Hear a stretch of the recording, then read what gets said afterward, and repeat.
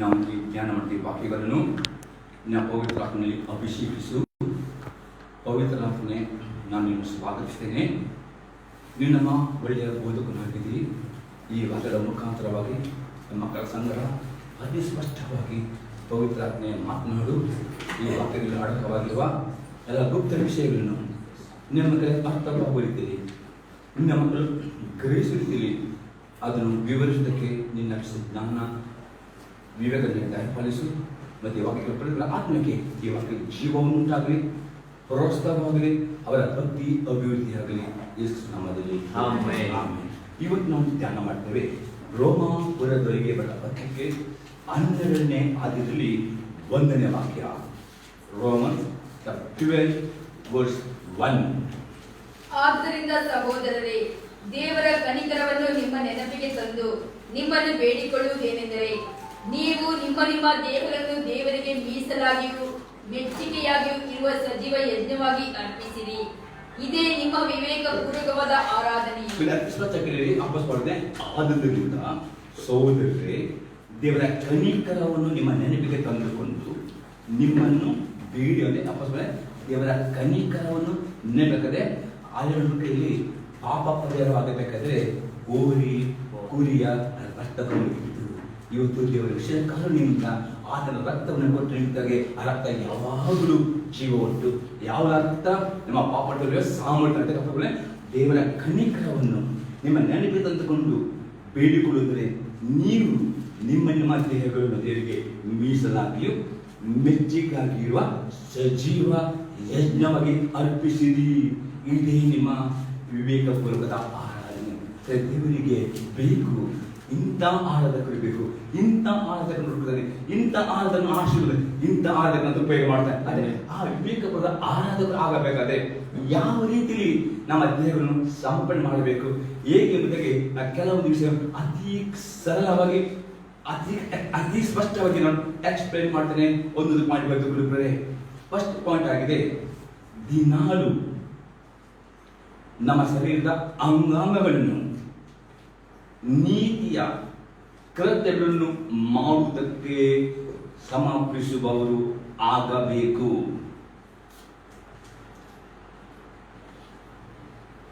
ದಿನಾಲು ನಮ್ಮ ಶರೀರದ ಅಂಗಾಂಗಗಳನ್ನು ನೀತಿಯ ಕೃತ್ಯಗಳನ್ನು ಮಾಡುವುದಕ್ಕೆ ಸಮರ್ಪಿಸುವವರು ಆಗಬೇಕು. ರೋಮಾಪುರದಲ್ಲಿರುವ ಪತ್ರಿಕೆ 6ನೇ ಅಧ್ಯಾಯದಲ್ಲಿ 13ರಿಂದ 20ನೇ ವಾಕ್ಯ ತನಕ. ರೋಮನ್ಸ್ 6:13 20 ತನಕ. ಇದು ಮಾತ್ರವಲ್ಲದೆ ನೀವು ನಿಮ್ಮ ಅಂಗಗಳನ್ನು ಪಾಪಕ್ಕೆ ಒಪ್ಪಿಸುವವರಾಗಿದ್ದು ದುಷ್ಟತ್ವವನ್ನು ನಡೆಸುವ ಸಾಧನಗಳಾಗ ಮಾಡಬೇಡಿರಿ. ಆದರೆ ಸತ್ತವರೊಳಗಿಂದ ಜೀವಿತರಾಗಿರಲಾಗಿ ನಿಮ್ಮನ್ನು ದೇವರಿಗೆ ಒಪ್ಪಿಸಿಕೊಟ್ಟು ನಿಮ್ಮ ಅಂಗಗಳನ್ನು ನೀತಿ ಕೃತ್ಯಗಳನ್ನು ನಡೆಸುವ ಸಾಧನಗಳನ್ನಾಗಿ ಆತನಿಗೆ ಸಮರ್ಪಿಸಿರಿ. ನಿಮ್ಮ ಆರಿಸುವಿಕೆ ದೇವರಿಗೆ ಒತ್ತಾಯ ಮಾಡುವುದಿಲ್ಲ. ನಿಮ್ಮ ಸ್ವಇಚ್ಛೆಯಿಂದ ನಿಮ್ಮ ಶರೀರದ ಅಂಗಾಂಗಗಳನ್ನು ಪ್ರತಿಯೊಂದು ದಿನ ಮುಂಜಾನೆ ಎದ್ದ ಕೂಡಲೇ ಕಾಲು ಕೈ ಮೇಲೆ ಮಾಡಿದ್ದೇವ. ಈ ದಿನದಲ್ಲಿ ಯಾವ ಅಂಗ ಹಾಗೂ ನಿಮ್ಮ ಕೈ, ಕಾಲು, ಕಣ್ಣು ಮತ್ತು ನಾಲಿಗೆ, ಮನಸ್ಸು ಪ್ರತಿಯೊಂದು ಅಂಗಗಳನ್ನು ದೇವ ಈ ದಿನ ನಾನು ನಿಮಗೆ ಸಜೀವತೆಗೆ ಒಪ್ಪಿಸಿಕೊಳ್ತೇನೆ. ಯಾವುದೇ ಅಂಗಗಳು ಪಾಪಕ್ಕೆ ನಾನು ದಾಸನಾಗಬಾರದು. ನನ್ನ ಅಂಗಗಳು ನೀತಿಯ ಕೃತ್ಯಗಳನ್ನಾಗಿ ಉಪಯೋಗ ಮಾಡಿ ನಾನು ಸಮರ್ಪಣೆ ಮಾಡಿಕೊಡ್ತೇನೆ ಎಂಬುದಾಗಿ ದಿನಾಲೂ ಸಮರ್ಪಣೆ ಮಾಡಿಕೊಡುವುದಾದರೆ ಅಂತವನು ಮಾತ್ರ ದೇವರಿಗೆ ಮೆಚ್ಚುವ ಆರಾಧಕನಾಗುತ್ತಾನೆ. ಸಮರ್ಪಣೆ ಮಾಡುವುದು ನಿಮ್ಮ ವೈಯಕ್ತಿಕ, ನಿಮ್ಮ ಬಾಯಿಂದ ಹೃದಯಪೂರ್ವಕವಾಗಿ ಅಂತರಿಂದವಾಗಿ ಅರ್ಥಬದ್ಧವಾಗಿ ಪ್ರಾರ್ಥನೆ ಮಾಡಿದರೆ ಮಾತ್ರ ಆ ಪ್ರಾರ್ಥನೆಯಲ್ಲಿ ಭಾಗವಹಿಸಿ. ಆಮೇಲೆ ನಾನು ಹೇಳಿದಂತಾಗಿ ಕಿರಿಪಟ್ಟ ಪ್ರಾರ್ಥನೆ ಬಿಡಲಿಲ್ಲ, ಹೃದಯದಿಂದ ಅವ್ರವ ಇಂಥ ದಿನ ನನ್ನ ನಾಲಿಗೆ, ನನ್ನ ಮನಸ್ಸು, ಆಲೋಚನೆ, ಕಿವಿ, ಕಣ್ಣು ಎಲ್ಲ ಅಂಗ ಯಾವ ಅಂಗವನ್ನು ಈ ದಿನ ನಿನಗೆ ಒಪ್ಪಿಸ್ಕೊಡ್ತೀನಿ. ಈ ಅಂಗಗಳು ನಿನಗೆ ನೀತಿಯ ಕೃತ್ಯ ಮಾಡಬೇಕು ವಿನ ಈ ಅಂಗಗಳು ಪಾಪಕ್ಕೆ ಒಳಗಾಗಬಾರದು ಎಂದು ಒಪ್ಪಿಸ್ಕೊಡುತ್ತೆ. ಆದರೆ 100% ಇಡೀ 1 ಗಂಟೆ ದೇವರಿಗೆ ಮೀಸಲಾಗುವ ಆರಾಧಕರಾಗಿಟ್ಟು ದೇವರ ಕರುಣೆ, ದೇವರ ಆಶೀರ್ವಾದ, ದೇವರ ಆತ್ಮನ ನಡೆಸುವಿಕೆ, ದೇವರ ಆತ್ಮ ಅಭಿಷೇಕ ಹೊಂದಿಕೊಳ್ಳಿಕ್ಕೆ ಸಾಧ್ಯವಾಗುತ್ತೀನಿ. ಅದಕ್ಕೆ ಅಪ್ಪಕೊಳ್ಳದೆ ನೀವು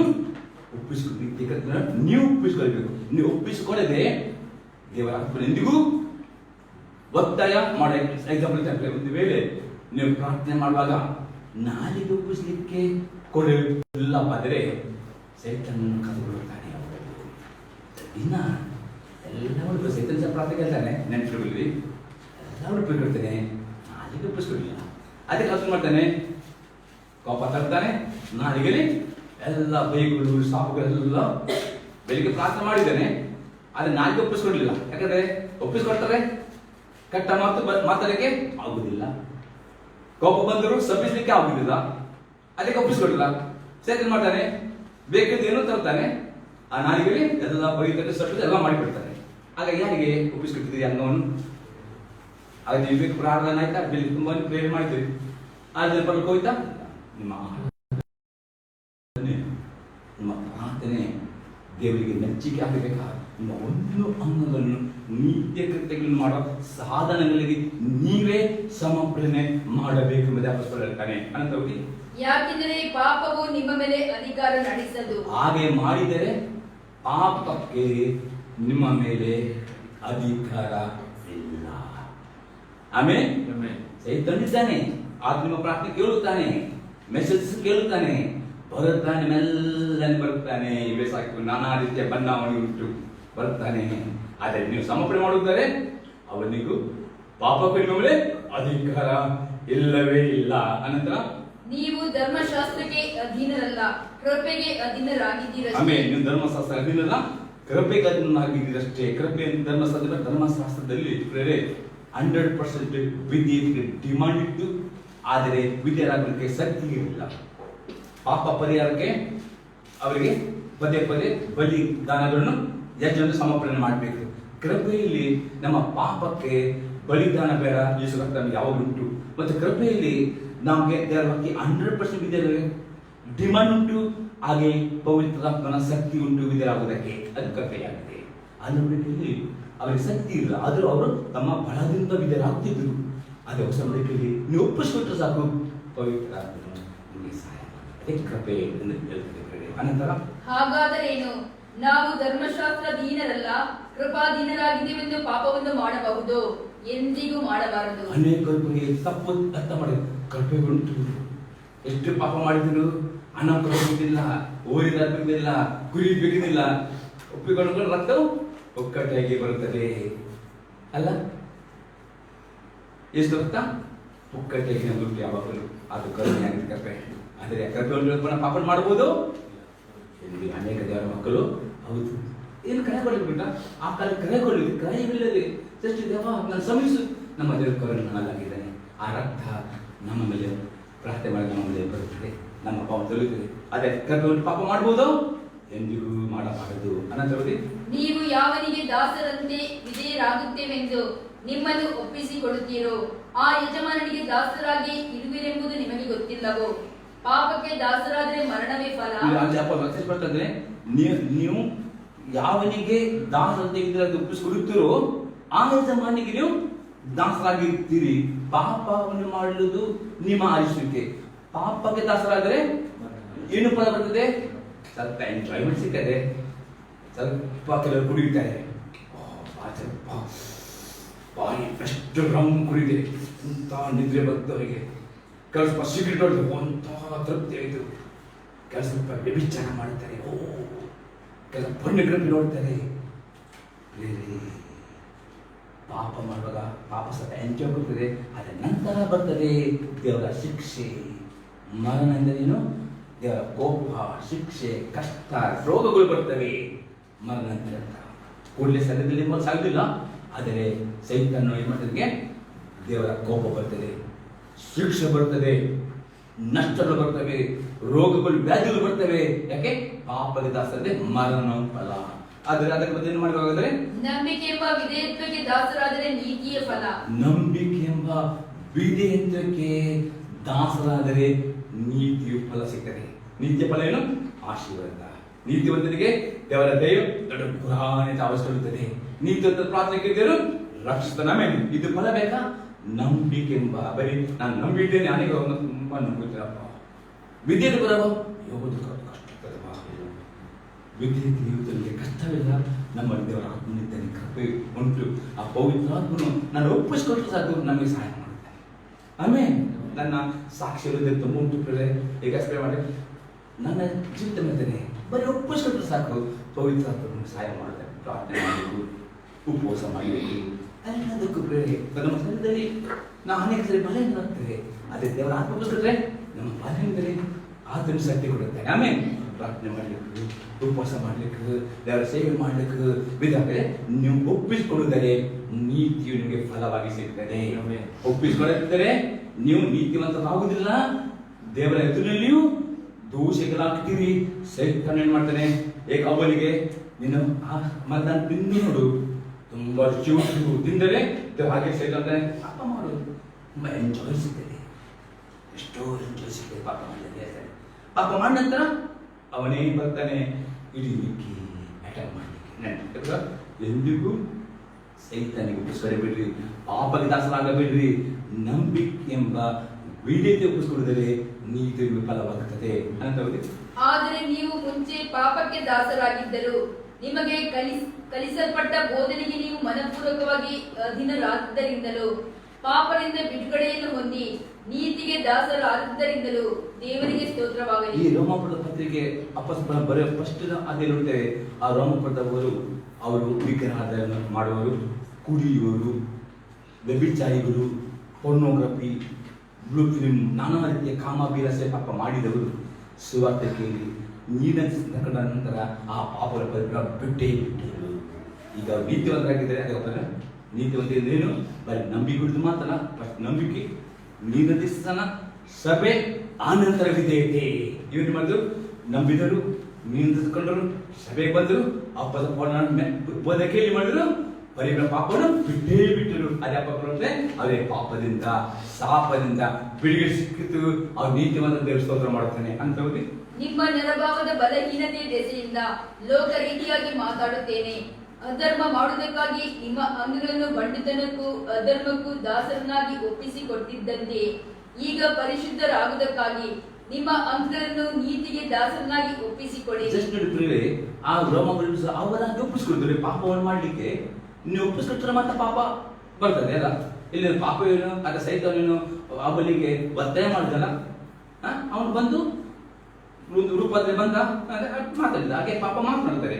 ಪಾಪ ಮಾಡುವ ವಿಶ್ವಾಸಗಳು ಮಾತನಾಡ್ತಾರೆ. ಪಾಪನ ಅನ್ಯ ಜನ ಉಂಟಪ್ಪ ಆಗಿಲ್ಲ ಇಲ್ಲ, ಅದು ಬೇರೆ ವಾಕ್ಯ ತೆಗೆದು ಬರ್ತೇನೆ ಹೀಗೆ ಉಂಟು. ಮೇಲೆ 66 ಬುಕ್ ಟ್ಯಾಲಿ ಆಗಬೇಕು ದೇವರ ವಾಕ್ಯ ಬೋಧಿಸು. ಆಮೇಲೆ ಅನೇಕ ಬೋಧಕರು ಇದ್ದಾರೆ, ಟ್ಯಾಲಿ ಆಗುವುದಿಲ್ಲ. ದೇವರ ಆತ್ಮನ ಕರೆದ ಬೋಧಕರು 66 ಬುಕ್ಕಿಗೆ ಅವರು ಟ್ಯಾಲಿ ಮಾಡುತ್ತಾರೆ, ಸ್ವಲ್ಪ ಬೋಧನೆ. ಆಮೇಲೆ ಅನೇಕ ಮಾಡಿದೆ 66 ಬುಕ್ಗೆ ಟ್ಯಾಲಿ ಮಾಡಿ ಒಂದು ಬುಕ್ ತೆಗೆದು ತಿರುಗಿಸ್ತಾರೆ. ಅವರು ಮೋಸಗಾರರು, ಸುಳ್ಳು ಬೋಧಕರು, ಸುಳ್ಳು ಪ್ರವಾದಿಗಳು. ಅವರು ಯಾವುದಕ್ಕೆ ಮ್ಯಾಚಿಂಗ್ ಮಾಡ್ತಾನೆ ಒಂದೇ ಬುಕ್ಕಿನಲ್ಲಿ ತೆಗೆದು ಹೋಗ್ತಾನೆ ಅನ್ಬಿಡಿ, ಮೋಸ ಆಗಿದೆ. ದೇವರ ವಾಕ್ಯ 66 ಬುಕ್ ಒಂದಕ್ಕೊಂದು ಜೋಡಣೆ ಆಗಬೇಕು, ಅದು ಸ್ವಸ್ಥ ಬಂದಾಗಿದೆ. ಇನ್ನೇನು ತಿಳ್ಕೊಳ್ಳಿ, ಅವರು ಪಾಪ ಮಾಡಿದೀಗ ಪರಿಶುದ್ಧತೆಗೆ ಒಪ್ಪಿಸಿಕೊಳ್ಳಾಗದೆ ಮೊದಲು ನೀವು ವಿಗ್ರಹಾರ್ಧಕರಾಗಬಹುದು, ಪೋರ್ನೋಗ್ರಫಿ ನೋಡುವವರಾಗಬಹುದು, ಕುಡಿಯುವವರು ಆಗಬಹುದು, ಸಿಗರೇಟ್ ಸ್ಮೋಕಿಂಗ್ ಮಾಡಿದ್ರು ಆಗ್ಬೋದು. ಈಗ ಏನ್ ಮಾಡಬೇಕು ನೀವು, ಈಗ ನೀವು ಆಗಿ ಆ ಪಾಪ ಹಾಗೆ ಮಾಡಬೇಕು. ಮೊದಲು ಪರಿಸರಕ್ಕೆ ಒಪ್ಪಿಸಿಕೊಡುವುದು, ಅದೇ ನೀವು ಪರಿಸರ ಆಗ್ತೀನಿ ಮಾತ್ರ. ಒಪ್ಪಿಸಿಕೊಳ್ಳದಿದ್ದರೆ ಅದು ಆಗುದಿಲ್ಲ ಅಂದರೆ ಆಗುದಿಲ್ಲ. ನನಗೆ ಆಗುತ್ತದೆ, ನನ್ನವರಿಗೆ ಕ್ರಿಸ್ತನ ಆತ್ಮನು ಇದ್ದಾನೆ. ಆಮೇಲೆ ಅದೇ ಕ್ರಿಸ್ತನ ಆತ್ಮನು ನನಗಿದ್ದಾನೆ, ಆತನು ಸಹಾಯ ಮಾಡ್ತಾರೆ ಎಂದು ಒಪ್ಪಿಸಿಕೊಳ್ಳದೆ ಯಾವುದೇ ಚಟ್ಟವಾಗಲಿ ನಿಮ್ಮ ಮೇಲೆ ಅಧಿಕಾರ ನಡೆಸುವುದೇ ಇಲ್ಲ. ನೀವು ನೆಕ್ಸ್ಟ್ ಕಟ್ತಾರೆ ಅದೇ ಅಂದ್ರೇನಪ್ಪ, ಹಾಗೆಲ್ಲ ಬಿಟ್ಟರೆ ಜೀವನ ಮಾಡಿ ಹಾಗೆ ಸೈತಾನ ಇರ್ತಾನೆ. ಅವಳಿಗೆ ದೇವರು ಸುಳ್ಳು ಹೇಳಿದ್ದಾನೆ. ಅದಕ್ಕೆ ಸೈತಾನ ಹೇಗೆ ಗೊತ್ತಾಯ್ತು, ಅವಳು ಒಂದು ವಾಕ್ಯ ಕೂಡಿಸಿದಳು. ನಡೆದಾರ ವಾಕ್ಯ ಕೂಡಿಸಬಾರದು ಕೈಯಿಂದ. ಹಾಗೆ ನಾವು ಸೈತನ ಮುಂದೆ, ದುಡು ಬೋಧಕರ ಮುಂದೆ, ಸುಳ್ಳು ಪ್ರವಾದಿಗಳ ಮುಂದೆ, ಪಾಪ ಪ್ರೇರಣೆ ಮುಂದೆ ಇದ್ದಾಗೆ ಮಾತಾಡಬೇಕು. ಆಗ ಅವರು ಬಾಯಿ ಮುಚ್ಚುತ್ತಾರೆ. ಅವಳು ಏನ್ ಮಾಡಿದ್ರು, ವಾಕ್ಯ ಕೂಡಿಸ್ಬಿಟ್ಟು ಸೈತ ಗೊತ್ತಾಯ್ತು ಇವನಿಗೆ ವಾಕ್ಯ ಕರೆದು ಗೊತ್ತಿಲ್ಲ ಎಂಬುದಾಗಿ. ಹಾಗಿಲ್ಲ ಎಂಬುದಾಗಿ ಮೋಸ ಅವ್ರು ಮೋಸ ಹೋಗ್ತಾರೆ. ಎಂದಿಗೂ ಮೋಸ ಹೋಗಬೇಡಿ.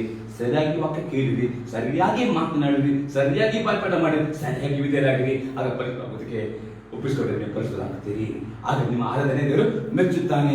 ಅಂತವರ ದೇವರು ಉಪಯೋಗ ಮಾಡ್ತಾನೆ ಮಹಿಮೆಯ ಪಾತ್ರೆಯಾಗಿ. ಆಮೇಲೆ ಅನಂತರ ಓದಿ, ನೀವು ಪಾಪಕ್ಕೆ ದಾಸರಾಗಿದ್ದಾಗ ನೀತಿಯ ಹಂಗಿನವರಾಗಿದ್ದಿಲ್ಲ. ನೋಡಿ, ಪಾಪ ಮಾಡುವಾಗ ನೀತಿಯ ಅಂಗು ತಪ್ಪಿ ಹೋಗುತ್ತದೆ.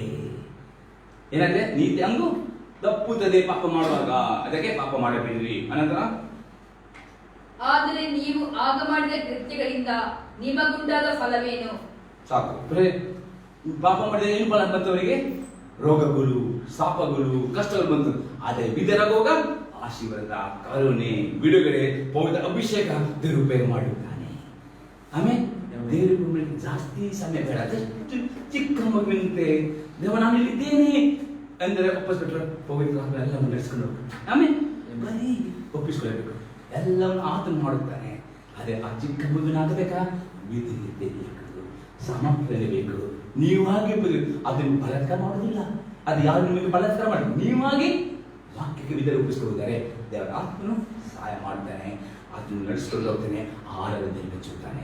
ಏನಪ್ಪ ನೋಡೋದ್ರೆ, ನಮ್ಮ ಶರೀರವನ್ನು ಮೈಲಿಗೆ ಆಗದಂತೆ ಕಾಪಾಡಬೇಕು.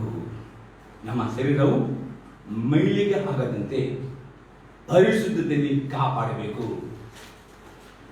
1 ಕೊರಿಂಥ 3ನೇ ಅಧ್ಯಾಯದಲ್ಲಿ 16 ಮತ್ತು 17ನೇ ವಾಕ್ಯ. 1 Corinthians chapter 3 verse 16 and 17 verses.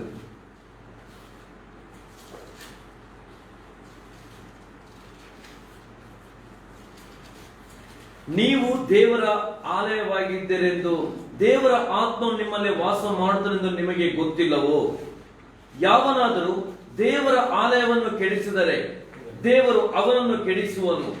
ಯಾಕಂದ್ರೆ ದೇವರ ಆಲಯವು ಪವಿತ್ರವಾದದ್ದು, ಆ ಆಲಯವು ನೀವೇ. ಇಲ್ಲಿ 2 ಮೀನಿಂಗ್ ಉಂಟು. ಫಸ್ಟ್ ಅಂದರೆ ನಿಮ್ಮ ಶರೀರ ಯೇಸು ಅನುಗ್ರಹ ಮಾಡ ಅದೇ ದಿನ ಪವಿತ್ರಾತ್ಮನು ನಿಮ್ಮ ಆತ್ಮದಲ್ಲಿ ಬಂದು ನೆಲೆಗೊಂಡಿದ್ದಾನೆ. ಆಮೇಲೆ ಅಂದಿನಿಂದ ನಿಮ್ಮ ಶರೀರದಲ್ಲಿ ಇರುವ ದುರಾಭ್ಯಾಸಗಳನ್ನು ಬರೀ ಕೆಲವರಿಗೆ ನಶ್ಯ ಇರುವ ಸ್ವಭಾವ ಏನು ಅಂಗಡಿಯಲ್ಲಿ ಇದು ಸಿಗ್ತದೆ, ಮೂಗಿಗೆ ಇದು ನಶ್ಯ ಸಿಗ್ತದೆ, ತಲೆ ನೋವುನಾಗ್ತದೆ, ಶೀತ ಒಳ್ಳೆಯದೆ, ನಶ್ಯ ಇರುವ ಸ್ವಭಾವ ಇರ್ಬೋದು, ಬೀಡಿ ಸಿಗರೇಟ್ ಅಭ್ಯಾಸ ಇರ್ಬೋದು, ಕುಡಿಯುವ ಅಭ್ಯಾಸ ಇರ್ಬೋದು. ಎಲ್ಲ ಅಭ್ಯಾಸಗಳನ್ನು ಬಿಟ್ಟು ಬಿಡಬೇಕು. ಇಲ್ಲಂದರೆ ಅದು ಏನಂದ್ರೆ ನಿಮ್ಮ ಶರೀರಕ್ಕೆ ಹಾನಿ ಬರುತ್ತದೆ. ಈ ಲೋಕದ ಅನೇಕ ಚಟ್ಟದ ಸಂಗತಿಗಳು ಲೋಕದಲ್ಲಿ ಸಿಗ್ತವೆ. ಯಾಕಂದ್ರೆ ಲೋಕದವರು ಪಾಪದಲ್ಲಿದ್ದಾರೆ. ಆ ದೇವರ ಮಕ್ಕಳು ಅದನ್ನು ಮೊದಲು ಮಾಡಿದ್ದಾರೆ, ಈಗ ಬಿಟ್ಟು ಬಿಡಬೇಕು. ಯಾಕೆ? ಅದನ್ನು ನೀವು ಸೇವಿಸಿದ್ರೆ ನಿಮ್ಮ ಶರೀರಕ್ಕೆ ಹಾನಿ ಆಗ್ತದೆ. ಆ ಶರೀರದಲ್ಲಿ ಯಾರಿದ್ದಾನೆ? ಪವಿತ್ರಾತ್ಮನಿದ್ದಾನೆ. ಗೊತ್ತಿಲ್ಲವೋ? ಒಂದು ವೇಳೆ ನಿಮ್ಮ ಶರೀರವನ್ನು ಮಾದಕ ದ್ರವ್ಯದಿಂದ ಅಥವಾ ಕೆಲವು ದುರಾಭ್ಯಾಸಗಳಿಂದ ದುಷ್ಟ ಚಟಗಳಿಂದ ಹಾಳು ಮಾಡುವುದರೆ ಪವಿತ್ರಾತ್ಮನಿಗೆ ಕೋಪಪಟ್ಟು ಆತ ನಿಮ್ಮನ್ನು ಹಾಳು ಮಾಡ್ತಾನೆ, ಶಿಕ್ಷೆ ಕೊಡುತ್ತಾನೆ, ಮರಣಕರ ವ್ಯಾಧಿಗೊಳಿಸುತ್ತಾನೆ. ಯಾಕೆ? ನಿಮ್ಮ ಆಲಯವು ದೇವರಾತ್ಮ ಗರ್ಭೋಟಿಯಾಗಿದೆ, ಪವಿತ್ರವಾಗಿದೆ. ನೀವು ಪವಿತ್ರತೆ ಕಾಪಾಡಬೇಕು. ಆಗ ಮಾತ್ರ ನಿಮ್ಮ ಶರೀರದಲ್ಲಿ ದೇವರ ಮಹಿಮೆ ಆಗ್ತದೆ. ನೀವು ಬೇರೆಯವರಿಗೆ ಸಾಕ್ಷಿ ಆಗ್ತೀರಿ. ಆ ಸಾಕ್ಷಿ ನಿಮಗೆ ಕುಟುಂಬದವರನ್ನು ನಿಮ್ಮ ನೆಲೆಯನ್ನು ಆಕರ್ಷಣೆ ಮಾಡಿಕೊಂಡು ದೇವರ ಬಳಿಗೆ ಬರ್ತಾರೆ. ಒಂದು ವೇಳೆ ನೀವು ದೇವರ ಮಗು ದೀಕ್ಷಾ ತೆಗೆದುಕೊಂಡಿದ್ದೆ ನಿಂತುಕೊಂಡ್ರಿ, ಅವರೆದುರಲ್ಲಿ ಅವರಾಗಿದ್ದು ಚಟಗಳನ್ನು ಮಾಡುತ್ತಾರೆ, ಏನಾದರೂ ಸಾಕ್ಷಿ ಉಂಟಾ? ಅಷ್ಟೇ. ಅವರು ಹೇಳಿದರೆ ನಿಮಗೆ ರೋಗಗಳು ಬೇಗ ಬರ್ತದೆ. ದೇವರ ಮಕ್ಕಳು ನೆನಪಲ್ಲಿ ದೇವರ ಮಕ್ಕಳು ಯೇಸು ಅಂಗೀಕಾರ ಮಾಡಿದ ನಂತರ ಗೊತ್ತಿದ್ದುಕೊಂಡು ದುಷ್ಟ ಅಪರಿಚಯಗಳಿಗೆ ಕುಡಿಕತನ, ಮಾದಕ ಸೇವನೆ, ಸಿಗರೇಟ್ ಸ್ಮೋಕಿಂಗ್, ಬಿಯರ್. ಈಗ ಭಾರಿ ಯಾವನ ಬಿಯರ್ ಅಂದರೆ ಭಾರಿ ಖುಷಿ. ಅಂದರೆ ಬಿಯರ್ ಕುಡಿದರೆ ಸ್ವಲ್ಪ ತೋರ ಆಗ್ತದೆ, ಯಾವನ ಸ್ವಲ್ಪ ಪುಷ್ಟಿಯಾದ ಸುಂದರ ಆಗ್ತದೆ, ತುಂಬ ಈಗ ಯಾವನ ಸ್ವಲ್ಪ ಬಿಯರ್ ಗುಲಾಮ್ ಆಗಿದೆ. ಇದೆಲ್ಲ ಒಂದು ಮಾದಕ ದ್ರವ್ಯ. ಬಿಯರ್ ಆಗ್ಬೋದು, ಪುಡಿ ಆಗ್ಬೋದು, ಅಂದರೆ ಮೂಗಿಗೆ ನಶ್ಯವಾಗ್ಬೋದು, ನಾನಾ ರೀತಿಯ ತಂಬಾಕು ಬರ್ತದೆ, ನಾನು ಕೆಲವು ಚಾಕ್ಲೇಟ್ ಬರ್ತದೆ. ಯಾವುದ್ಯಾವುದು ಮಾದಕ ದ್ರವ್ಯ ಅದನ್ನು ಮುಟ್ಟಬೇಡಿ, ಅದನ್ನು ತಿನ್ನಬೇಡ್ರಿ. ಅದನ್ನ ತರ್ತಿಸುತ್ತೆ, ಸ್ವಲ್ಪ ಖುಷಿ ಆಗ್ತದೆ, ಸ್ವಲ್ಪ ಟೇಸ್ಟ್ ಉಂಟು ಅದರಲ್ಲಿ. ಅದಕ್ಕೆ ಅವ್ರು ಇಟ್ಟಿದ್ದಾರೆ ಮಾರ್ಕೆಟ್ನಲ್ಲಿ. ಆದರೆ ನೀವು ತಿನ್ನುವುದಾದ್ರೆ ನಿಮ್ಮ ಶರೀರ ಹಾಳಾಗ್ತದೆ. ದೇವರ ಆತ್ಮನ ಕೋಪ ಬಂದರೆ ಆತ ರೋಗಗಳು ಬರಮಾಡ್ತಾನೆ, ವ್ಯಾಧಿ ಬರಮಾಡ್ತಾನೆ. ಯಾಕೆ? ದೇವರ ಹಳೆಯನ್ನು ಕೆಡಿಸಿದ್ದೀರಿ. ದೇವರಿಗೆ ತಪ್ಪಿಸಲಿಕ್ಕೆ ಸಾಧ್ಯ ಉಂಟೇನು? ರೋಗ ಬರಲಿ ಯಾವ ತರನರು? ನಿಮ್ಮ ಆಲಯ ನಿಮ್ಮ ಶರೀರ ಪರಿಸಲಿಕ್ಕೆ ಕಾಪಾಡ್ತಾರೆ. ಆ ಪರಿಶುದ್ಧಾತ್ಮನು ನಿಮ್ಮ ಶರೀರ ಮುಖಾಂತರವಾಗಿ ನಿಮ್ಮ ಕಟ್ಟ ಕೆಲಸ ಮಾಡಲಿಕ್ಕೆ ಉಪಯೋಗ ಮಾಡ್ತಾನೆ. ಆತ ಮಂಡಿ ಹೋಗ್ತಾನೆ. ಇನ್ನೊಂದರ್ಥ ಸಭೆ ಇಲ್ಲಿ ದೇವರ ಆತ್ಮನ ಚಲಿಸುತ್ತಾನೆ. ಸಭೆ ಒಂದು ಕಟ್ಟಡ ಮಾಡುವುದು ಸಭೆಯಲ್ಲಿ ಇಬ್ಬರು ಮೂವರು ಸೇರಿಬಹುದು, ಇಲ್ಲಿ ದೇವರ ಆತ್ಮ ಚಲಿಸ್ತಾನೆ. ಈ ಸಭೆ ವಿರುದ್ಧವಾಗಿ, ಸಭಾ ಪಾಲಕರ ವಿರುದ್ಧವಾಗಿ ಯಾರು ಕೆಟ್ಟ ಮಾತನಾಡ್ತಾರೋ, ಸಭೆಯನ್ನು ಒಳಿಲಿಕ್ಕೆ ಪ್ರಯತ್ನ ಮಾಡ್ತಾರೋ, ಸಭೆ ಆತ್ಮ ಕದ್ದುಕೊಂಡು ಹೋಗ್ತಾರೋ, ಅವರು ಇದು ಮಾಡ್ತಾರೋ, ದೇವರ ಕೋಪ ಅವರಿಗೆ ಬರುತ್ತದೆ. ಯಾಕೆ? ದೇವರ ಆಲಯ ನಾವು ಸಭೆಯಾಗಿದೆ. ಆ ಸಭೆಯಲ್ಲಿ ಒಬ್ಬರವರನ್ನು ನಾವು ಏನು ಮಾಡಬೇಕು? ಪ್ರೀತಿಯಲ್ಲಿ ಸುಧಾರಿಸಬೇಕು. ನಾವು ಸಭೆ ವಿರುದ್ಧವಾಗಿ ಆಗಲಿ, ಸಭಾ ಪಾಲಕರ ವಿರುದ್ಧ ಮಾತನಾಡುವಾಗಬಾರ್ದು. ಇದು ದೇವರ ಆಲಯವಾಗಿದೆ ಮತ್ತು ನಮ್ಮ ಸಭೆ ಈ ಎರಡನ್ನು ನಾವು ಕಾಪಾಡಿಕೊಳ್ಳುವುದಾದರೆ ಆ ಆರಾಧನೆ ಮೆಚ್ಚುತ್ತಾನೆ. ಆ ಸಭೆಯಲ್ಲಿ ದೇವರ ಮಹಿಮೆ ಕಾರ್ಯ ನೋಡಲಿಕ್ಕೆ ಸಕ್ತವಾಗ್ತೀರಿ. ಆಮೇಲೆ ಈಗ ಮೂರನೇ ಸಂಗತಿ ಆಗಿದೆ, ನಮ್ಮ ಕಣ್ಣುಗಳನ್ನು ದೇವರಿಗೆ ಸಮರ್ಪಿಸುವವರು ಆಗಬೇಕು. ನಮ್ಮ ಕಣ್ಣುಗಳನ್ನು ದೇವರಿಗೆ ಸಮರ್ಪಿಸುವವರು ಆಗಬೇಕು. ಮತ್ತೆ ಬರೆಸುವಾರ್ತೆ 6ನೇ ಅಧ್ಯಾಯದಲ್ಲಿ 22 ಮತ್ತು 23ನೇ ವಾಕ್ಯ, ಮಾಥ್ಯೂ 6:22 and 23. ಕಣ್ಣು ದೇಹಕ್ಕೆ ದೀಪವಾಗಿದೆ. ಹೀಗಿರುವಲ್ಲಿ ನಿನ್ನ ಕಣ್ಣು ನೆಟ್ಟಗಿದ್ದರೆ ನಿನ್ನ ದೇಹವೆಲ್ಲ ಬೆಳಕಾಗಿರುವುದು, ನಿನ್ನ ಕಣ್ಣು ಕೆಟ್ಟದಾಗಿದ್ದರೆ ನಿನ್ನ ದೇಹವೆಲ್ಲ ಕತ್ತಲಾಗಿರುವುದು. ಹಾಗಾದರೆ ನಿನ್ನೊಳಗಿರುವ ಬೆಳಕೆ ಕತ್ತಲಾದರೆ ಆ ಕತ್ತಲು ಎಷ್ಟೆನ್ನಬೇಕು? ನಿನ್ನ ಕಣ್ಣು ದೇಹಕ್ಕೆ ಬದಲಿ ಕಣ್ಣಿನಲ್ಲಿ ನೀವು ಏನು ಫಿಲ್ಮ್ ನೋಡ್ತಿರೋ ಆ ಫಿಲ್ಮ್ ನಲ್ಲಿ ವಿರುದ್ಧ ಸೈತಾನಿದ್ದಾನೆ. ಆ ಕೆಟ್ಟ ಪ್ರತಿಯೊಂದು ಈ ಲೋಕದಲ್ಲಿ ಪ್ರತಿಯೊಂದು ಫಿಲ್ಮ್ ಬಗ್ಗೆ ಸೈತನ ಶಕ್ತಿ ಹುಟ್ಟುತ್ತದೆ. ಅದು ನೀವು ಕಣ್ಣನ್ನು ನೋಡೋದು ಪ್ರತಿಸುವುದನ್ನು ವಿವೇಚನೆ ಮಾಡಬೇಕು. ಅದು ನಿಜವಾಗಿ ಅದರಿಂದ ದೇವರಿಗೆ ಮಹಿಮಾಗ್ತದೋ, ನಿಮ್ಮ ಆತ್ಮವಿಶ್ವಾಸ ಅಭಿವೃದ್ಧಿ ಆಗ್ತದೋ ಪ್ರಾಬ್ಲಮ್ ಇಲ್ಲ. ಅದರ ಮುಖ ನಿಮ್ಮ ಆತ್ಮ ಜೊತೆಗೆ ಕೇಳಿ ಬರ್ತದೋ. ಕೆಲವು ಫಿಲ್ಮ್ ನೋಡುವಾಗ ಆ ಕೋಪದ ಆತ್ಮ ಒಳಗೆ ಬರ್ತದೆ. ನೋಡಿ, ನಾವು ಸೀರಿಯಲ್ ನೋಡ್ತೇವೆ, ಫ್ಯಾಮಿಲಿ ಸೀರಿಯಲ್ ನೋಡ್ತೇವೆ. ಆ ಫ್ಯಾಮಿಲಿ ನೋಡ್ತೇವೆ, ಅಲ್ಲಿ ಗಂಡ ಜಗಳ ಆಗೋದು ನೋಡ್ತೇವೆ, ಗಂಡದ ಕೋಪ ಮಾಡೋದು ನೋಡ್ತೇವೆ. ನಾವು ಈಗ ಲೋಕದ ಸೀರಿಯಲ್ ಬಂದಿವೆ. ಆ ಸೀರಿಯಲ್ ನೋಡೋ ಖುಷಿ ಆಗ್ತದೆ. ಅದು ಅವರಲ್ಲಿ ಮಾಡೋ ಕೋಪ ಮುಖಾಂತರ ಆ ಕೋಪದ ದುರಾತ್ಮ ನಿಮ್ಮ ಬರ್ತವೆ. ಕೆಲವರು ಮಾಡೋದು ಏನನ್ನು ನಿಮ್ಮ ಕಣ್ಣಲ್ಲಿ ನೋಡುತ್ತೀರೋ ಜಾಗರೂಕರಾಗಿ ಸೈತನು ಕಣ್ಣಿನ ಮುಖಾಂತರವಾಗಿ ಪ್ರವೇಶಿಸ್ತಾನೆ. ಆ ಪ್ರವೇಶನೆ ಇಡೀ ನಿಮ್ಮ ದೇಹದಲ್ಲಿ ನಿಮ್ಮ ಅದೇ ಯೋಚನೆ ಬರುತ್ತದೆ. ನೀವು ಹೊರಗೆ ಗೊತ್ತಾಗಲ್ಲ, ಹೊರಗೆ ಆಲೋಚನೆ ಕೆಟ್ಟದಾಗುತ್ತದೆ, ಕೆಟ್ಟದನ್ನಿಸ್ತೀರಿ. ಆಗ ನಿಮ್ಮ ಆರಾಧನೆ ದೇವರಿಗೆ ಮೆಚ್ಚುವುದಿಲ್ಲ. ಶರೀರ ಉಂಟು, ಮೈಂಡ್ ಪರಲೋಕಕ್ಕೆ ಟಚ್ ಆಗುವುದಿಲ್ಲ. ಆಗ ಮಾಡುವಾಗ ನಮ್ಮ ಮೈಂಡ್, ನಮ್ಮ ಶರೀರ, ಆತ್ಮ ಮೂರು ಟಚ್ ಆಗುವಾಗ ಕರೆಂಟ್ ಆಗುತ್ತದೆ. ಆಮೇಲೆ ಪರಲೋಕದಲ್ಲಿ ಎಷ್ಟು ವೋಲ್ಟೇಜ್ ಕರೆಂಟ್ ಉಂಟು, ಟಚ್ ಮಾಡುವಾಗ ಕರೆಂಟ್ ಆಗುತ್ತದೆ. ಆಮೇಲೆ ಯಾವಾಗ ಆಗ್ತದೆ? ಶರೀರ ಪ್ರಾಣ ಅದು ಮೂರು ಟಚ್ ಆದರೆ ನಿಜವಾಗಿ ನಾವು ಅನುಭವ ಮಾಡಿದೆ ಪವಿತ್ರ ಪ್ರಸನ್ನತೆ. ಆಮೇಲೆ ಹೇಗೆ ಐಜಾ ಪ್ರಕಟನೆ, ಪರಿಶುದ್ಧನು ಪರಿಶುದ್ಧನು, ಅಯ್ಯೋ ನಾನು ಓಲತ್ತು ಮಧ್ಯದಲ್ಲಿ ಕೂಲೆ ಪಶ್ಚಾತ್ತಾಪ ಬರುತ್ತದೆ. ಇಲ್ಲದಿದ್ದರೆ ಶರೀರ ತಿರುಗ್ತದೆ, ಮನಸ್ಸಿನಲ್ಲಿ ತಿರುಗಾಡ್ತದೆ. ಆದರೆ ಎಷ್ಟು ಮಾಡಿದ್ರು ಸಹ ಏನು ತೃಪ್ತಿ ಸಿಗ್ತಿಲ್ಲ. ಯಾಕೆ? ನಿಮ್ಮ ಕಣ್ಣಿನಲ್ಲಿ ಏನು ನೋಡುತ್ತೀರೋ, ಏನು ಓದುತ್ತೀರೋ, ಬರೀ ಓದುವುದರ ಮುಖಾಂತರ ಸತ್ರೆ ಜಾಗರು ಏನನ್ನು ಓದುತ್ತೀರೋ ನೋಡುತ್ತೀರೋ ಕೇರ್ಫುಲ್ ಆಗಿರಬೇಕು. ಕಣ್ಣಿನ ದ್ವಾರ ಮುಖಾಂತರ ಸೈತ ಪ್ರವೇಶ. ಒಂದು ಎಕ್ಸಾಂಪಲ್ ಇರ್ತದೆ. ಒಬ್ಬ ಗಂಡ ಹೆಂಡತಿ ತುಂಬಾ ಪ್ರೀತಿ ಪೂರ್ವಕವಾಗಿದ್ದರು. ಒಂದು ಸಭೆಯಲ್ಲಿ ಒಂದು ನಿಜ ಘಟನೆ ಅಂತಂದ್ರೆ, ಒಂದು ಹೆಂಡತಿ ಗಂಡ ಇಲ್ಲ ಸಮಯದಲ್ಲಿ ಇದನ್ನ ಮೊಬೈಲ್ ಆಗಲಿ, ಟಿವಿ ಅನೇಕ ಪೊರ್ನೋಗ್ರಫಿ, ಅನೇಕ ಗ್ರೂಪ್ ಮೇಲೆ ಬರ್ತವೆ. ಆ ಹೆಂಡತಿ ಏನು ಮಾಡಿದ್ರು ಅಂದರೆ, ಅವಳು ಆ ಪೊರ್ನೋಗ್ರಫಿ ನೋಡೋ ಚಟಾವಳಿ ಆಯಿತು. ನೋಡ್ತಾ ಒಂದು ದಿನ ಅವಳ ಒಳಗೆ ವ್ಯಭಿಚಾರದ ಆತ್ಮ ಒಳಗೆ ಹೋಯಿತು. ಒಳಗೆ ಹೋದ ನಂತರ ಅವಳು ಗಂಡನ ಜೊತೆ ಇದ್ದಳು, ಆದರೆ ಗಂಡ ಗೊತ್ತಿಲ್ಲದೆ ವ್ಯಭಿಚಾರ ಮಾಡ್ತಿದ್ರು. ವಿಶ್ವಾಸ ವ್ಯವಸ್ಥೆ ಮಾಡ್ತಾರೆ. ಗಂಡ ಗೊತ್ತಿಲ್ಲ. ಒಂದು ಸಲ ದೇವರ ಸಭೆಯಲ್ಲಿ ಚಲಿಸುವಾಗ ದೇವರ ಸೇವಕರು ಪ್ರಾರ್ಥನೆಗೆ ಕರೆಯುವಾಗ ಒಬ್ಬೊಬ್ಬರಾಗಿ ಒಂದು ಅವರ ಮೇಲೆ ಕರೆಯುವಾಗ ದೇವರಾತ್ಮನು ಎಂದಂತೆ, ನೀನು ವ್ಯಭಿಚಾರ ಮಾಡ್ತಿದ್ದಂತೆ. ಆಗ ಹೆಂಡತಿ ನನಗೆ ಕೊಡಬೇಕು ಪವಿತ್ರ ದೇವರಾತ್ಮನ ತೋರಿಸಿದಂತೆ ಟಿವಿ ಮುಖಾಂತರ ವ್ಯಭಿಚಾರ ಆತ್ಮ ಹಳೆಗೆ ಬಂತು. ನನಗಾಗಿ ಪ್ರಾರ್ಥನೆ ಮಾಡುವ ಅದು ಬಿಟ್ಟು ಹೋಯಿತು. ಆಗ ಬಿಟ್ಟುಬಿಡಿ. ನೀವು ಕಣ್ಣಲ್ಲಿ ನೋಡುವ ಯಾವುದೇ ಸಂಗತಿ ವಿವೇಚನೆ ಮಾಡಲಿ, ದೇವರಿಗೆ ಮೆಚ್ಚಿತ್ತು ಒಳ್ಳೆಯದು, ಪ್ರಾಬ್ಲಮ್ ಇಲ್ಲ. ಅದಕ್ಕೆ ಕೆಟ್ಟ ನೋಡಿದೆ ಅದರಲ್ಲಿರುವ ದುರಾತ್ಮ ಒಳಗೆ ಬಂದು ನಿಮ್ಮಲ್ಲಿ ಗೂಡು ಮಾಡ್ತದೆ. ಆ ದುರಾತ್ಮ ನಿಮಗೆ ಅದೇ ಪಾಪದಲ್ಲಿ ನಡೆಸುತ್ತದೆ. ಅದಕ್ಕೆ ಬೇರೆ ಕಣ್ಣು ದೇಹಕ್ಕೆ ದೀಪವಾಗಿದೆ. ಈಗ ನೋಡಿ, ಕಣ್ಣು ನೆಟ್ಟಾಗಿದೆ. ನಿಮ್ಮ ಕಣ್ಣಲ್ಲಿ ನಾವು ವಾಕ್ಯವನ್ನು ಧ್ಯಾನ ಮಾಡಿ ಎಷ್ಟೋ ವಾಕ್ಯನ ಓದ್ತೀವೋ, ಬಟ್ ಆ ವಾಕ್ಯದಲ್ಲಿರುವಂಥ ಪವಿತ್ರ ಬೆಳಕು ನಮ್ಮ ಒಳಗೆ ಪ್ರವೇಶ ಮಾಡೋದಕ್ಕೆ ವಾಕ್ಯ ಪ್ರೇ 10 ಚಾಪ್ಟರ್ ಓದು ಅಭ್ಯಾಸ ಮಾಡಿ.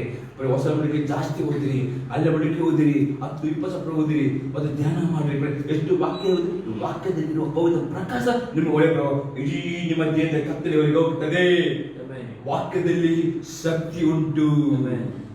ಆಮೇಲೆ ವಾಕ್ಯ ಸ್ವಲ್ಪ ಓದಬೇಡ್ರಿ, ಧ್ಯಾನ ಮಾಡೋದು ಬೇರೆ, ಓದುದಾಗ ನೀವು ಗುರಿ ನನಗೆ ಈ ವರ್ಷ ಬೈಬಲ್ ಪೂರ್ತಿ ಆಗಬೇಕು, ವರ್ಷಕ್ಕೆ 2 ಸಲ ಮುಗಿಸಬೇಕು. ಹಾಗಾದ್ರೆ 10 ಚಾಪ್ಟರ್ ನೀವು ಓದುವ ಅಭ್ಯಾಸ ಮಾಡಿ, ಮನಸ್ಸುಟ್ಟು ಓದಿರಿ. ವಾಕ್ಯದಲ್ಲಿ ಪವಿತ್ರ ಬೆಳಕು ಕಣ್ಣಿನ ಮೇಲೆ ಒಳಗೆ ಬರುವಾಗ ಯಾವುದೇ ಪಾಪ ಇದ್ದೀರಿ ಇಮ್ಮಿಡಿಯೇಟ್ಲಿ ತೋರಿಸಿಕೊಡುವಾಗ ಪಶ್ಚಾತ್ತಾಪ ಬರ್ತದೆ. ನನಗೆ ಬಂದಿದೆ ಕಾಣ್ತದೆ, ನನ್ನ ಕಾಲು ಗಂಟಾಗ್ತದೆ. ಯಾಕೆ? ವಾಕ್ಯದಲ್ಲಿ ಜೀವ ವಾಕ್ಯ ಮಾತನಾಡ್ತದೆ. ಅದು ಸ್ವಲ್ಪ ವಾಕ್ಯದೇನಿದೆ ಅಂದ್ರೆ ಓದಬೇಕು, ಮಾತನಾಡಿದ್ರೆ ಹೋಗಬೇಕು. ನಿಮ್ಮ ಅಷ್ಟಕ್ಕಾದ್ರೂ ಓದಬೇಕು. ಸತ್ಯ ಅಂತ ಲೈಫಿನ ಜೀವ ಇಲ್ಲ, ಸರಿ ಉಗುರು ಬೆಚ್ಚಗೆ ಜೀವಿತ, ಸಮೃದ್ಧಿ ಜೀವಿತ ಬೇಕಾ? ಪ್ರಾರ್ಥನೆ ಮಾಡಿದಷ್ಟು ವಾಕ್ಯ ಸಮೃದ್ಧಿ ಇರುವಾಗ ಪವರ್ಫುಲ್ ವಿಕ್ಟೋರಿಯಸ್ ಲೈಫ್. ಆಮೇಲೆ ಅಂತ ಆರಾಧನೆ ದೇವರು ಅವ್ರು ಇಡೀ ದೇವರ ಆರಾಧನೆ ಮಾಡುವರು ಆಗ್ತಾರೆ. ಅದೇ ಕಣ್ಣು ದೇಹ ದೀಪವಾಗಿದೆ.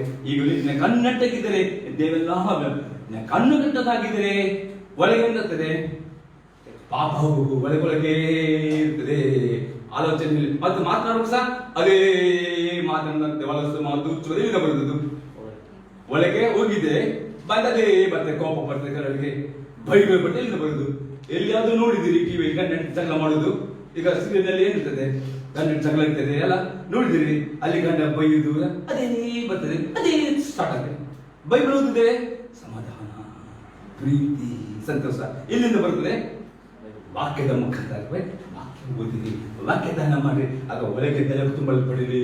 ನಿಮ್ಮ ಕಣ್ಣಲ್ಲಿ ಸೈತನ ಅವಕಾಶ ಕೊಡುವರು. ಕೆಲವರು ಕಿವಿ ಮುಖ ಸೈತನ ಬರ್ತಾನೆ, ಕಿವಿಯಲ್ಲಿ ಕೇಳುವುದು ಸಹ ಕ್ಯಾಲ್ಕುಲೇರಿ, ಕಿವಿಗೆ ಸಹ ಈ ರಕ್ತವನ್ನು ಹಚ್ಚಿರಿ, ಕಣ್ಣಿಗೆ ರಕ್ತ ಹಚ್ಚಿರಿ. ಅನೇಕರು ಕಿವಿಯಲ್ಲಿ ಕೆಲವು ಚಾಡಿ ಮಾತು, ಕಿವಿಯಲ್ಲಿ ಕೆಲವು ಕೆಟ್ಟ ಸುದ್ದಿ ಮುಖಾಂತರ ಬಾಯಿಸಿ ಕಿವಿ ಒಳ್ಳೆ ಸಕಲ ದುರಾತ್ಮಗಳು ಬಂದು ಹೋಗ್ತವೆ. ಜಾಗರೂಕರಾಗಿ ಈ ನೀವು ಸದನಗಳನ್ನು ದೇವರಿಗೆ ಸಜ್ಜರಿಗೆ ಒಪ್ಪಿಸಿಕೊಂಡಿದ್ದಾರೆ.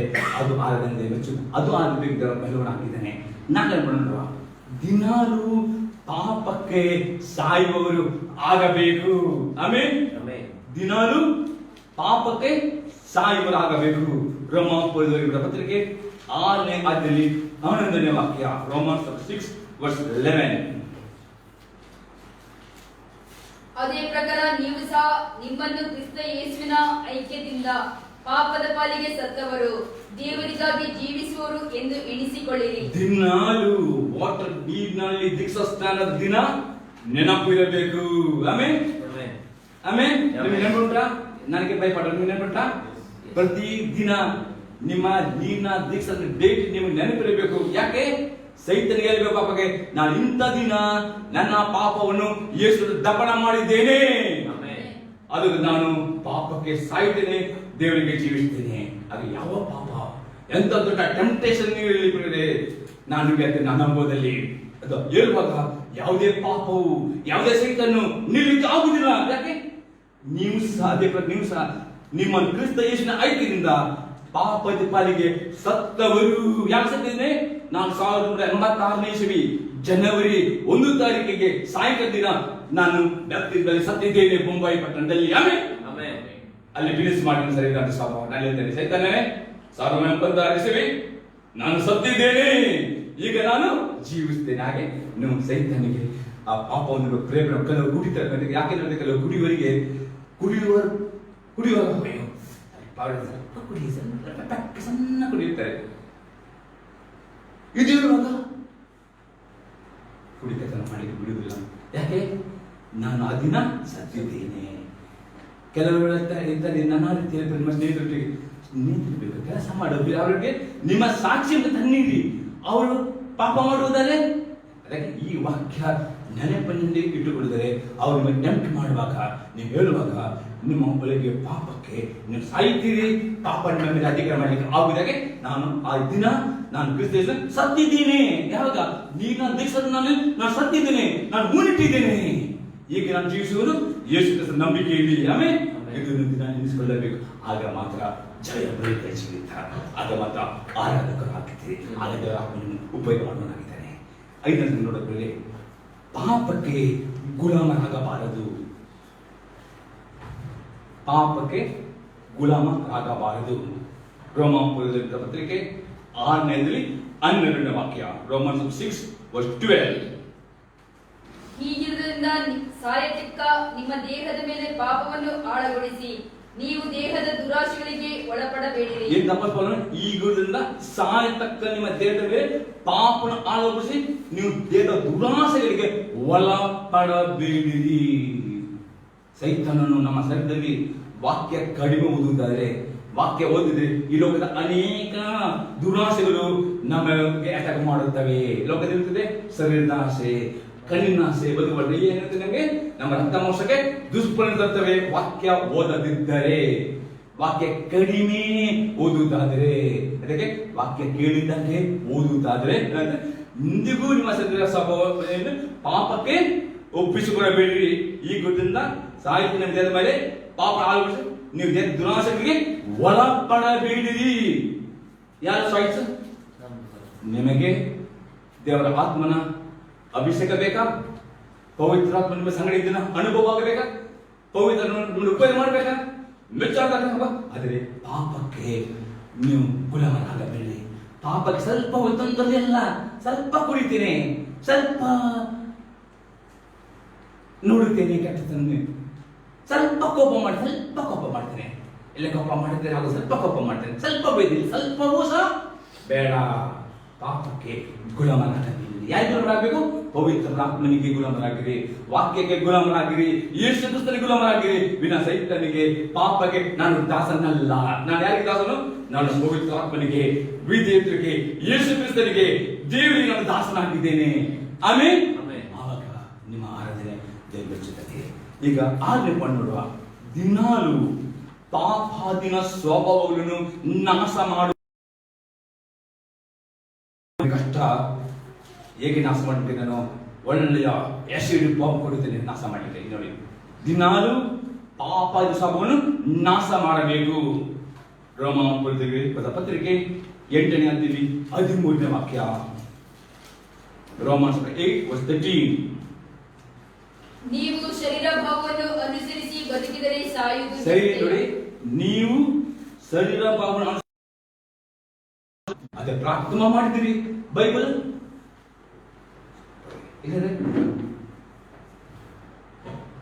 ಸತ್ಯ ಬರ್ತದ? ವಾಕ್ಯ ಪ್ರಾರ್ಥನೆ ಮಾಡಬೇಕು, ವಾಕ್ಯ ಓದಬೇಕು. ವಾಕ್ಯ ಓದುವಾಗ ಈ ವಾಕ್ಯ ಇದು ಆಸಿಡ್ ಬಾಂಬ್, ಇದು ಖಡ್ಗ, ಇದು ಚೂರಿ. ಈ ಚೂರಿ ಏನ್ ಮಾಡಬೇಕು? ನಾವೇನ್ ಮಾಡೋಣ? ಸಾಯಿಸಲೇಬೇಕು. ಅಭಿಷೇಕ ಯಾವಾಗಲೂ ಬೆತ್ತದ ಉಪ್ಪು ಹಾಕಿ ಮಣಕಾಡುವುದ ಉಪವಾಸ ಎಂಬ ದೊಣ್ಣೆಯಿಂದ ಒಡೆಯಬೇಕು. ಇವತ್ತಿನ ದಿನ ಉಪವಾಸ ಉಪವಾಸವಾ ಊಟ ಉಪವಾಸ ನಮ್ಮ ಶರೀರದ ಸ್ವಭಾವವನ್ನು ಜಜ್ಜುತ್ತದೆ. ಹಾಗೆ ಶರೀರ ದೊಡ್ಡ ಎನಿಮಿ, ದೊಡ್ಡ ಶತ್ರು. ಇದು ಪವಿತ್ರ ಆತ್ಮನಿಗೆ ಅಧೀನ ಬರುತ್ತದೆ. ಅದಕ್ಕೆ ನಿಮ್ಮ ಬೆಸ್ಟ್ ಫ್ರೆಂಡ್ ಮಾಡಿ.